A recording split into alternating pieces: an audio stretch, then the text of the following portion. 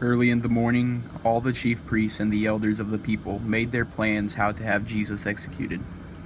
So they bound him, led him away, and handed him over to Pilate, the governor. When Judas, who had betrayed him, saw that Jesus was condemned, he was seized with remorse and returned the 30 pieces of silver to the chief priests and the elders. "I have sinned," he said, "for I have betrayed innocent blood." "What is that to us?" they replied. "That's your responsibility." So Judas threw the money into the temple and left. Then he went away and hanged himself. The chief priests picked up the coins and said, "It is against the law to put this into the treasury, since it is blood money." So they decided to use the money to buy the potter's field as a burial place for foreigners. That is why it has been called the Field of Blood to this day. Then what was spoken by Jeremiah the prophet was fulfilled. They took the 30 pieces of silver, the price set on him by the people of Israel, and they used them to buy the potter's field, as the Lord commanded me. Meanwhile, Jesus stood before the governor, and the governor asked him, "Are you the king of the Jews?" "You have said so," Jesus replied. When he was accused by the chief priests and the elders, he gave no answer. Then Pilate asked him, "Don't you hear the testimony they are bringing against you?" But Jesus made no reply, not even to a single charge, to the great amazement of the governor. Now it was the governor's custom at the festival to release a prisoner chosen by the crowd. At that time, they had a well-known prisoner whose name was Jesus Barabbas. So, when the crowd had gathered, Pilate asked them, "Which one do you want me to release to you, Jesus Barabbas, or Jesus who is called the Messiah?" For he knew it was out of self-interest that they had handed Jesus over to him. While Pilate was sitting on the judge's seat, his wife sent him this message: "Don't have anything to do with that innocent man, for I have suffered a great deal today in a dream because of him." But the chief priests and the elders persuaded the crowd to ask for Barabbas and to have Jesus executed. "Which of the two do you want me to release to you?" asked the governor. "Barabbas," they answered. "What shall I do then with Jesus who is called the Messiah?" Pilate asked.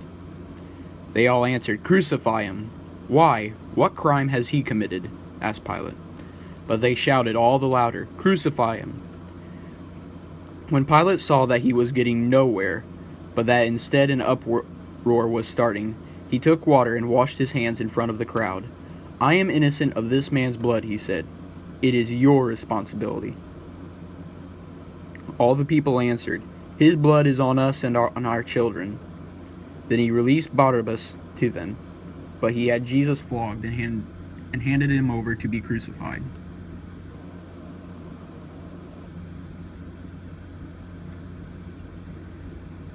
Then the governor's soldiers took Jesus into the praetorium and gathered the whole company of soldiers around him. They stripped him and put a scarlet robe on him, and then twisted together a crown of thorns and set it on his head. They put a staff in his right hand. Then they knelt in front of him and mocked him. "Hail, King of the Jews," they said. They spit on him and took the staff and struck him on the head again and again. After they had mocked him, they took off the robe and put his own clothes on him. Then they led him away to crucify him. As they were going out, they met a man from Cyrene named Simon, and they forced him to carry the cross.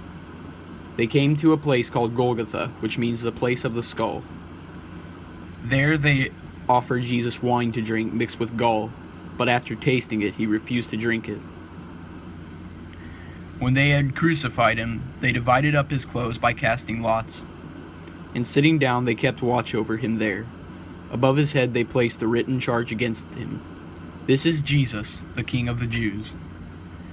2 rebels were crucified with him, one on his right and one on his left. Those who passed by hurled insults at him, shaking their heads and saying, "You who are going to destroy the temple and build it in 3 days, save yourself. Come down from the cross if you are the Son of God." In the same way, the chief priests, the teachers of the law, and the elders mocked him.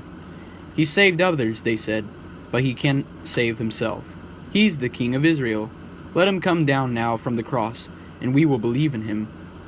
He trusts in God. Let God rescue him now if he wants him. For he said, 'I am the Son of God.'" In the same way, the rebels who were crucified with him also heaped insults on him.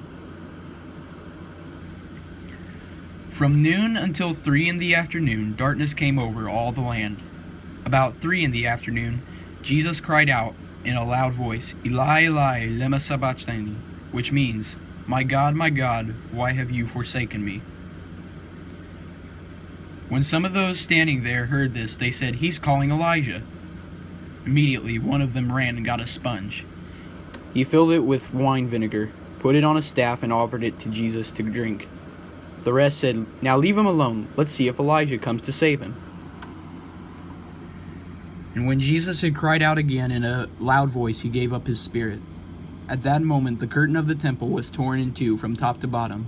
The earth shook, the rocks split, and the tombs broke open. The bodies of many holy people who had died were raised to life.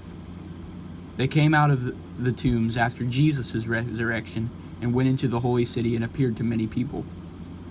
When the centurion and those with him who were guarding Jesus saw the earthquake and all that had happened, they were terrified and exclaimed, "Surely he was the Son of God." Many women were there watching from a distance. They had followed Jesus from Galilee to care for his needs. Among them were Mary Magdalene, Mary the mother of James and Joseph, and the mother of Zebedee's sons. As evening approached, there came a rich man from Arimathea, named Joseph, who had himself become a disciple of Jesus. Going to Pilate, he asked for Jesus' body, and Pilate ordered that it be given to him. Joseph took the body, wrapped it in a clean linen cloth, and placed it in his own new tomb that he had cut out of the rock. He rolled a big stone in front of the entrance to the tomb and went away. Mary Magdalene and the other Mary were sitting there opposite the tomb.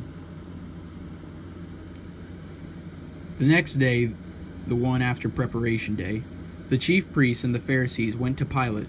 "Sir," they said, "we remember that while he was still alive, that deceiver said, 'After 3 days I will rise again.' So give the order for the tomb to be made secure until the 3rd day. Otherwise his disciples may come and steal the body and tell the people that he has been raised from the dead. This last deception will be worse than the first." "Take a guard," Pilate answered. "Go, make the tomb as secure as you know how." So they went and made the tomb secure by putting a seal on the stone and posting the guard.